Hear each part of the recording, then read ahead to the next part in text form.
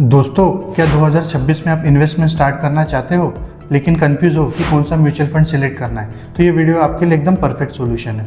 इस वीडियो में मैं आपको 5 ऐसे म्यूचुअल फंड बताऊंगा जो सिंपल है, सेफ है और लॉन्ग टर्म में वेल्थ क्रिएट कर सकते हैं। इस वीडियो में सिर्फ नाम ही नहीं बताऊंगा बल्कि प्रैक्टिकली दिखाऊंगा कि म्यूचुअल फंड कैसे सिलेक्ट करते हैं ताकि फ्यूचर में आप अपना म्यूचुअल फंड खुद सिलेक्ट कर सकते हैं। तो वीडियो एंड तक ज़रूर देखिएगा क्योंकि एंड में मैं आपको बिगिनर के लिए एक बढ़िया पोर्टफोलियो एलोकेशन शेयर करूंगा। तो चलिए वीडियो स्टार्ट करते हैं।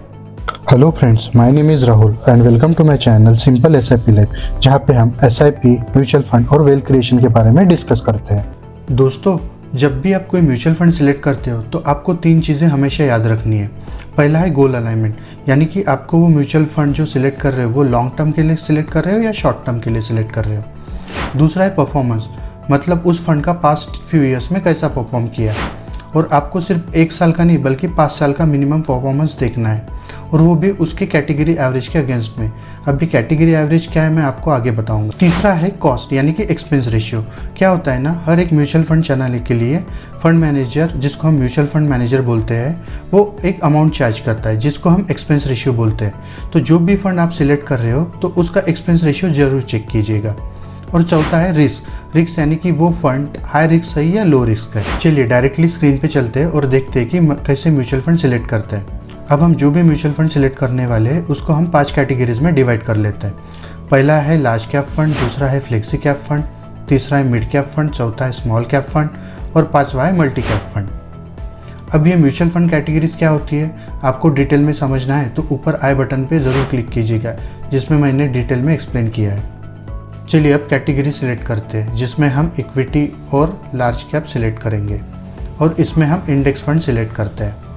बिगिनर के लिए सबसे बेस्ट होता है इंडेक्स फंड, क्योंकि इसमें रिस्क कम होता है और मार्केट के साथ ग्रो करता है। ये इंडेक्स फंड निफ्टी 50 को ट्रैक करता है, जैसे कि आप इसमें भी देख सकते हैं। इसका 5 साल का रिटर्न अगर देखें तो ऑलमोस्ट 10% है, जो अभी मार्केट डाउन हुआ है इसलिए थोड़ा सा कम हुआ है। इंडेक्स फंड में आप इन टॉप 5 फंड में से कोई भी सिलेक्ट कर सकते हैं। अगर हम यूटीआई निफ्टी 50 की होल्डिंग को देखें तो ये फंड बेसिकली टॉप 50 कंपनीज में इन्वेस्ट करता है, जैसे कि एचडीएफसी बैंक, आईसीआईसीआई, रिलायंस, और इसका एक्सपेंस रेशियो भी कम है। अब नेक्स्ट कैटेगरी है फ्लेक्सी कैप फंड।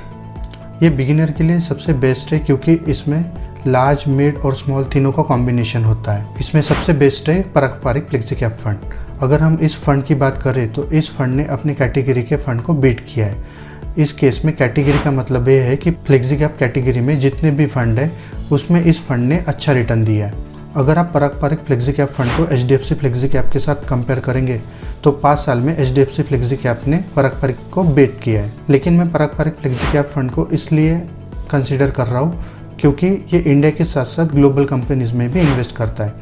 अगर आप इसकी होल्डिंग में चेक करोगे तो देख सकते हैं कि इसने माइक्रोसॉफ्ट, अमेजॉन जैसी कंपनीज में भी इन्वेस्ट किया हुआ है। इसलिए यह फ्लेक्सी कैप फंड आपको एक ग्लोबल डाइवर्सिफिकेशन दे देता है। अब हमारी तीसरी कैटेगरी है मिड कैप फंड। अगर आप थोड़ा सा रिस्क ले सकते हो और हाई रिटर्न चाहते हो तो मिड कैप फंड सबसे बेस्ट है। इसमें सबसे बेस्ट है Motilal Oswal mid cap fund. इसमें रिस्क काफ़ी है लेकिन आप लॉन्ग टर्म के लिए इन्वेस्ट कर रहे हो तो ये बढ़िया फंड है। सबसे रिस्की कैटेगरी है स्मॉल कैप फंड, क्योंकि अगर मार्केट क्रैश हुआ तो ये आपको नेगेटिव रिटर्न भी दे सकता है। इसमें मेरी सबसे बेस्ट पिक है बंधन स्मॉल कैप फंड। ये फंड लॉन्ग टर्म में हाईएस्ट रिटर्न दे सकता है बट रिस्क भी थोड़ा हाई होता है। Small cap fund means high risk high return. सबसे लास्ट कैटेगरी है मल्टी कैप फंड, और इसमें सबसे मेरा बेस्ट पिक रहेगा निप्पॉन मल्टी कैप फंड। इस फंड की खास बात यह है कि इसमें लार्ज, मिड, स्मॉल कंपनीज का कॉम्बिनेशन है और तीनों टाइप की कंपनीज में इन्वेस्ट करता है, जिससे आपको एक ही फंड में लार्ज, मिड, स्मॉल कंपनीज का एक्सपोजर मिलता है। अब चलिए सारे फंड को एक टेबल में समराइज करते हैं। मैं आपको एक सिंपल पोर्टफोलियो बता रहा हूँ जो बिगिनर फॉलो कर सकता है।